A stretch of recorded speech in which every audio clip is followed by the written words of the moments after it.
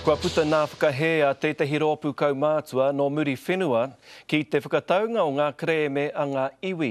Hioi heita te hiamana o te runanga o te rarawa, he whakapōrea rea noa I rā kōrero, kāore e tautoko I te ahunga whakamua o te iwi.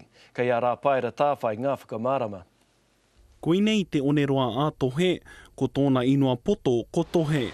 Engari ko te iwi kē e tohe ana ki a rātau anō.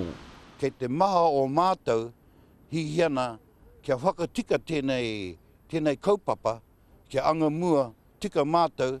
Kei te puku te rai tēnei kaumātua nona ati kuri, mona āhua tana o te whakatauna kokoraho I wainanui I ngā iwi o te tokerau me te karauna. Kei te tukuna o rātou nei mana ki te tau kawana, e ceded tā rātou nei sovereignty to the Crown. Mena haina tā rātou nei deed of settlement. Ko tā hāmi piripi toi hau o te runana o te rarawa, he tahi I nei kōrero ki ta hake, anō hoki e mōhio tonu ana ka whakahē te rōpū kaumātua nei, aha koa te aha. Mea ka whai māramatanga hoki o tātou kaumātua, ka mōhio tonu rātou ki te hurahi tika. Ki au nei, ke runga mātou I te hurahi tika mō tō mātou nei iwi. I tērā tau I whakakotahina iwi o te rarawa, nai takoto me te au pauri ki te mahitahi ki te kōkiri whakamua I nā kokoraho tiriti. Mea he tātai anō tā rātou ki tō mātou nei iwi, tēnā haramai ki ngā hui o te iwi.